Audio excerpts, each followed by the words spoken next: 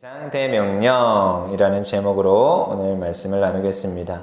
그렇죠. 우리는 지상대명령, 우리가 소위 말하는 지상대명령이다 라고 얘기하는 예수님이 승천하면서 가셨던 그 말씀. 그래서 사실 이번 연도 주제 말씀이기도 해요. 그래서 우리 청소년부의 주제 말씀인데 왜 자꾸 이 말씀이 저는 제가 이거 하고 싶어서 그러는 게 아니라 공과 사과에 나오는 말씀입니다. 오늘 공과 여러분들이 살펴볼 공과 사과에 나오는 이제 주제 말씀인데 너무 저는 좋아하는 말씀이고 늘 마음속에 새기고 어쩌면 제 목회의 가장 큰 패러다임이며 제 목회가 이 방향성을 가지게 된 가장 핵심적인 구절인 것 같아요. 그래서 이제 특별히 마태복음 28장 18절에 20절이라는 이제 요 말씀 안에 예수님의 지상 대명령 요거를 이제 한번 좀 심도 있게 알아보는 시간을 가지겠습니다.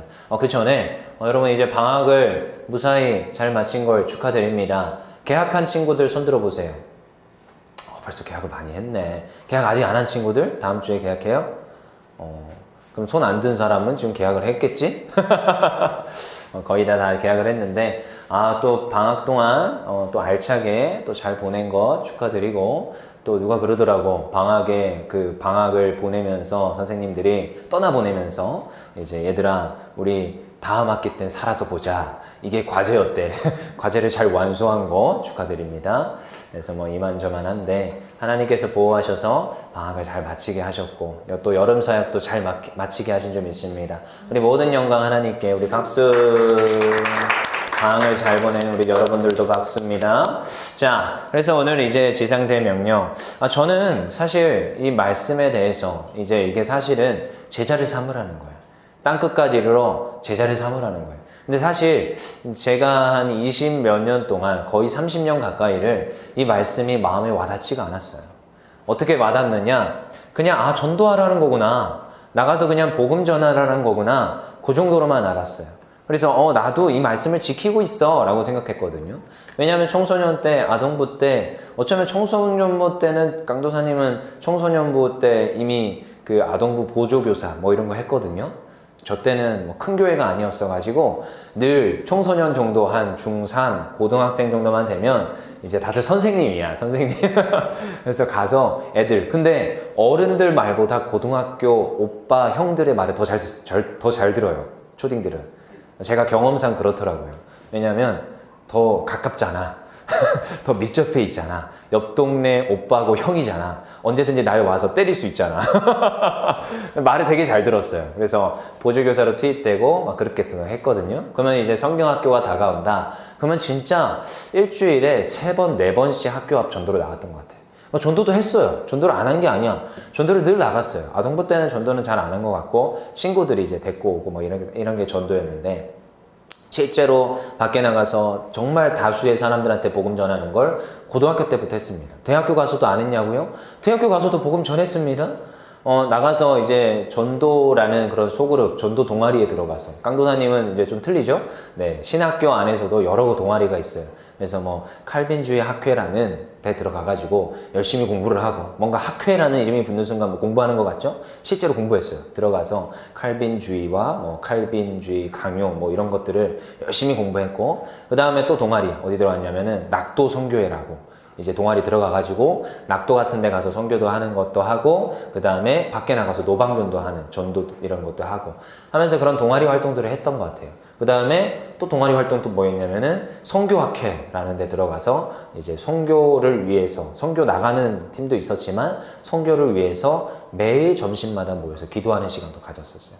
굉장히 많은 동아리 활동을 했죠. 욕심이 많았어요. 이왕 배울 거 제대로 배워보자. 일단 전도도 배워보고 공부도 배워보고 선교에 대해서도 배워보고 여러 가지를 배웠었어요. 신학교 가서. 근데 그만큼 전도에 관심이 있었어요? 없었어요? 저는 있었어요. 전도에 관심이. 그리고 마태복음 28장의 말씀을 잘 지키고 있다고 생각했어. 왜? 나가서 복음을 전하랬잖아요. 너희들은 지금 가서 뭐 하라고요? 오늘 한번 볼까요? 19절에 뭐라고 해요? 그러므로 너희는 가서 모든 민족을 제자로 삼아. 첫 번째, 제자로 삼아. 그 다음에, 첫 번째는 가서예요. 너희는 가서. 먼저 나가야 돼요. 그 다음에 두 번째, 모든 민족을 제자로 삼고, 그 다음에 뭐 하라고요? 아버지와 아들과 성령의 이름으로 세례를 베풀린가 하는 거예요. 그 다음에 사실은 뭐 하라고? 마지막에 가르쳐 지키게 하라. 이 말씀들이 이제 계속 주어지고 있는 건데, 그러니까 사실은 제자 삼으라, 전도하라구나. 그래서 이 말씀을 잘 지키고 있다고 생각했어요. 근데 제가 30년 평생 그렇게 살아왔는데 이 30세쯤 가까이 돼서 28, 28, 9 이때 이 패러다임의 변화가 일어나기 시작합니다. 이게 아니구나. 이게 전도하는 게 이 28장에 있는 지상 대명령을 지키는 게 아니구나. 전도해서, 여러분 그렇게 전도해서 이 한국교회가 어떠한 일들이 일어났습니까? 전도 열심히 했죠? 교회가 부흥을 했습니다. 소위 말하는 교회에서 말하는 기성교회 목사님들의 말에 따르면 교회가 부흥을 했습니다. 어떻게 해요? 수적 부흥이 일어났어요. 굉장히 많은 성도들이 교회에 들어왔습니다. 그 수많은 성도들이 교회에 와서 교회에서 신앙생활을 하기 시작했어요. 소위 말하는, 여러분들이 말하는 그리스도인, 기독교인들이 누구나 이제 기독교 종교의 란에다가 기독교를 쓰기 시작했죠. 그만큼 많은 한국교회 교인들이 양성되기 시작했어요. 전도했기 때문에 이렇게 된 거예요. 전도 안 했으면은 이렇게 안 됐을 거예요. 하지만 여러분, 그 전도의 개념과 오늘 28장의 지상 대명령의 말씀은 굉장히 차이가 있습니다. 28장의 이 말씀은 뭐하냐? 제자를 삼으라는 거예요. 제자를. 전도도 포함하겠죠. 선교도 포함하겠죠. 모든 민족을 너희들 가서 모든 민족을 제자로 삼으라니까 전도는 일단 1차적으로 해야겠지. 그렇지만 전도에서 수를 분리한 적은 없어요. 한 번도. 물론 수는 불어나게 돼 있습니다. 잘하면. 그렇지만 그게 목적이 아닙니다. 그래서 예수님도 제자 삼는 사역을 보여주셨어요. 어떻게? 일단 몇 명의 제자를 삼아요? 일단 가장 먼저 선택을 했어요. 누구? 우리가 소위 말하는 예수님의 제자 몇 명? 한 명? 몇 명일까요, 정은아? 몇 명? 2명? 10명? 몇 명일까요? 12제자라고 들어봤어요?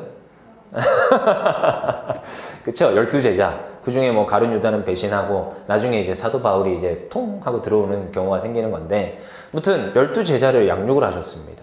그렇게 애써서 12제자를 애써서 끌고 다니면서 그들과 함께 밥을 먹고 그들과 함께 가르치고 비유로 설명했던 것들을 또다시 비유를 풀어주고 또다시 죽으시고 나서 다시 부활하셔서 돌아오셔가지고 이때까지 알려줬던 말씀을 또다시 해석해주는 이런 일들을 예수님은 12제자에게 포커스를 맞춰서 가르치더라는 거예요.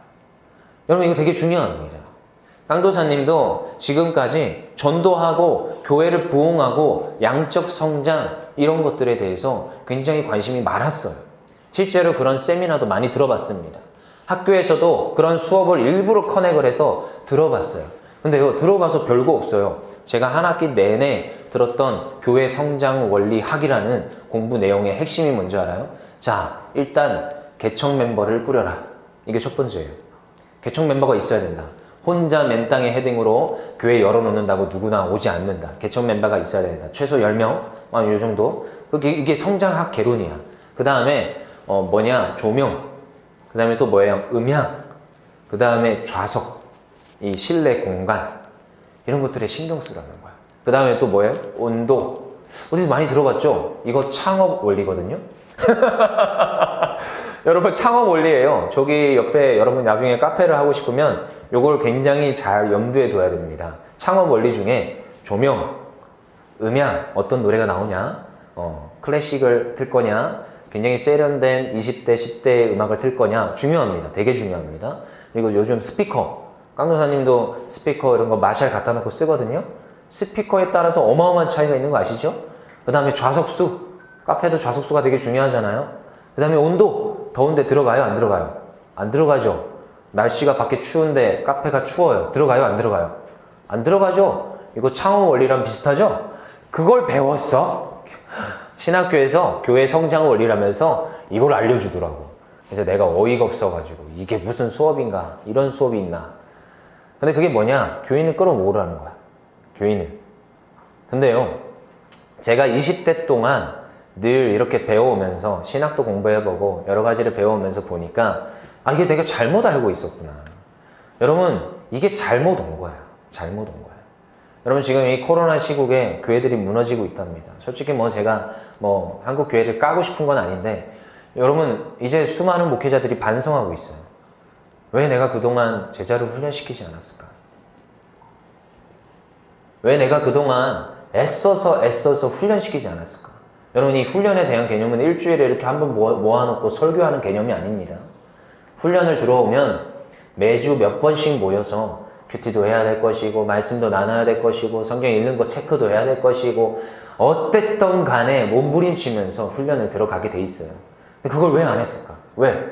이 코로나 시국에 교회가 무너지는 거야. 그동안은 일주일에 한 번의 설교로 됐거든.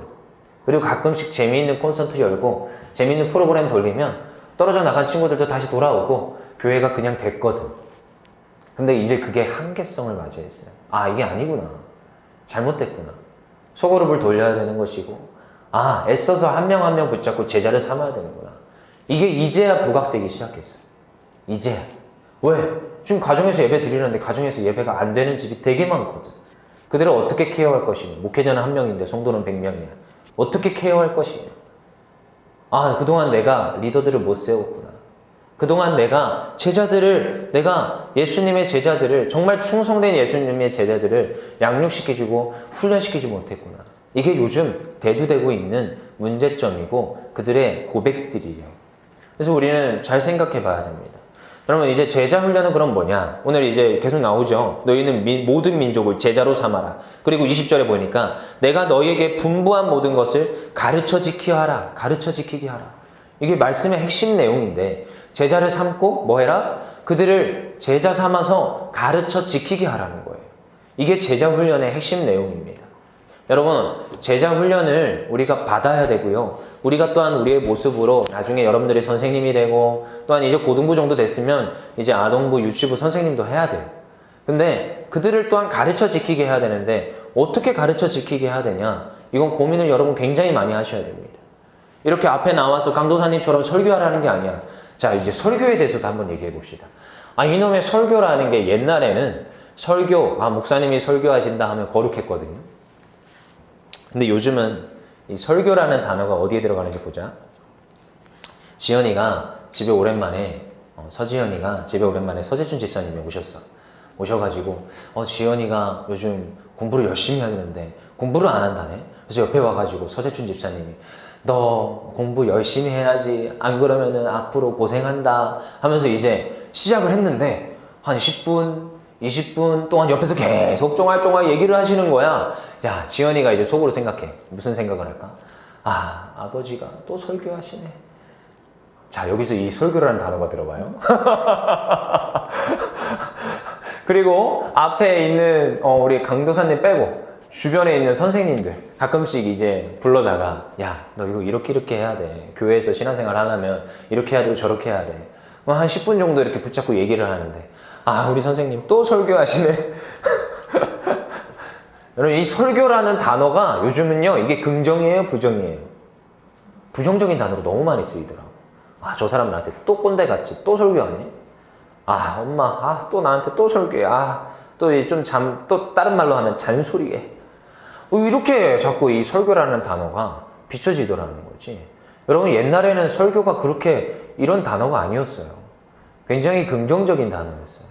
아, 나의 생명을 살리고 그 말씀이 정말로 영적 영감이 있어서 나의 그 마음의 심령의 상태를 변화시켜주는 그런 말씀들이 녹아져 있고 살아있는 설교의 말씀이었어요. 근데 요즘은 이 설교라는 단어를 딱 생각해보면, 아, 또 나한테 뭐 가르치려고 꼰대같이 뭐 이런 말로 자꾸 들리더라고요. 저도 요즘 어디 가서 누구한테 말하면 자꾸 옆에서 사모가 설교하지 말라고. 딸한테 설교하지 말라고. 딸한테 설교하지 말래. 아니, 설교가 왜 그렇게 부정적인 단어가 됐는지. 여러분, 제자훈련은 설교하는 게 아닙니다. 제자훈련은 하나님의 말씀으로 씨름하고 이 말씀을 깊이 있게 묵상해 보는 거예요. 이 말씀을 내가 살아냈잖아. 왜 앞에 있는 어른들이 먼저 선자예요. 왜 선생님 자를 쓰느냐? 먼저 선자에 날생자를 썼어. 여러분보다 그냥 먼저 태어나서 그걸 먼저 경험해 본 사람들이 선생님들이야, 사실은. 누구나 선생님들이 될 수 있어요. 근데 그 선생님들이 신앙생활을 해보니까 이게 아닌 걸 알아. 잘못 돌아가는 이 신앙생활이 아닌 걸 알아. 직진이 있어요, 직진이. 신앙생활에도 왕도는 아니지만 그래도 나름 지름길이 있어요. 근데 그 지름길이 뭐냐? 앞에서 계속 얘기하잖아. 말씀 읽어라, 기도해라. 정말 이게 본질이고 지름길이야. 그리고 여러분들 붙들어 놓고 말씀을 그럼 어떻게 읽어야 되냐? 어떻게 묵상해야 되냐? 이런 것들을 몸부림치는 거예요. 그래서 우리 훈련 들어오면 정훈아, 우리 선영아 그런 훈련을 하죠. 성경 읽어와라. 성경 체크하고 기도해와라. 기도도 체크하고 매일 몇 번씩 기도했냐? 그러면 일주일 동안 몇 번 기도했냐? 그러면 또 필독서도 내줘가지고 책도 읽게 일부러. 그게 훈련이야. 왜? 앞서서 경험해 보니까 그런 책들이 유익하고 성경책이 너무 유익하고 매일같이 기도하는 이 삶을 수레바퀴의 삶으로 살아내는 게 너무 유익하다는 걸 알기 때문에 그걸 나의 이 다음 세대들에게 예수님의 제자로 만드는 그런 시간들을 가진다라는 거죠. 여러분 이제 앞으로 2학기 때 훈련이 시작될 거야. 다 훈련 들어오세요. 양육을 그래서 받아야 되는 거예요. 그래서 그래요? 그래서 제자 훈련을 받아야 되는 거예요. 왜냐하면 이게 그저 그렇게 제자가 되지 않더라고요. 강도사님이 전도해보고 교회에 됐다 놓고 이렇게 수적 양적으로 부흥을 해봐도 그게 제자들이 아니더라고요. 어느 순간 뭐만 삔또가 살짝 나가면 하나님의 말씀 잃어버리고 예수님은 나와 상관없어 하면서 교회 떠나가는 건 순식간이에요. 근데 그들을 붙잡아 놓고 한 명씩 붙잡아 놓고 뭐예요? 제자 훈련을 시키는 거야. 넌 예수님의 제자다. 너를 위해서 예수님이 죽으셨어.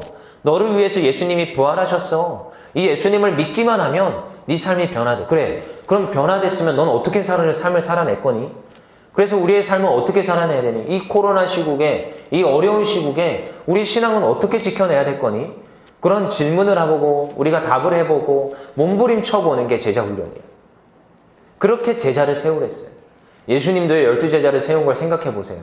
얼마나 제자들이 질문이 많습니까? 예수님 이건 왜 이렇습니까? 예수님 이건 왜 이렇습니까? 오병이어의 기적을 행하고도 그들이 예수님이 생명의 떡인 걸 깨닫지를 못해. 그래? 그럼 또다시 기적을 행하는 거야. 또다시 알려주는 거야. 아니야. 너희들이 생각하는 먹을 양식이 아니라 예수님이 주시는 생명의 양식을 먹어야 되는 거야. 그것이 말씀이라는 것을 제자들에게 또 가르치고 또 가르치는 거야. 왜? 잊어먹으니까, 까먹으니까, 오해하니까. 그걸 또다시.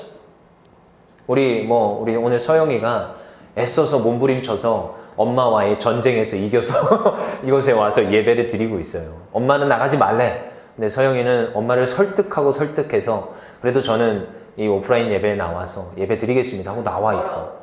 그래요. 대답하지 마세요. 싸우지 말고. 그리고 근데 참 그렇죠. 근데 서영이도 잘해. 이렇게 참 귀엽고 너무나도 착하고 이렇게 예배 드리는 이런 모습들이 너무나도 기특하고 칭찬합니다. 그렇지만 서영이도 때로는 실수할 때가 있더라고. 몇 번 나한테 혼났죠? 똑같은 문제로? 그래요. 고개 숙이지 말고. 근데 사람은 누구나 그렇더라고요. 사람은 제가 사람들을 수없이 세워보고 제자훈련을 시켜보니까 잘해서 세워놨어. 가르쳐놨어. 근데 한 좀 시간이 지났어. 일주일이 지나고 한 달이 지나고 한 6개월, 1년이 지났더니 또 바뀌어있네. 또다시 어떻게 해야 돼요? 또다시 가르쳐주는 거야. 여러분 이게 제자 삼는다는 게 이런 겁니다. 또 까먹고 또 실수하고 또 넘어져요. 그럼 또다시 세워주는 거야. 이게 앞선 리더들과 앞선 선생님들이 해야 될 일인 거야. 이게 제자훈련이에요. 제자훈련은 그냥 데려다 놓고 교회만 와. 이게 아니야. 끝까지 붙들어서. 그래서 여기 20절의 말씀이 여러분 마음에 와닿아야 돼요.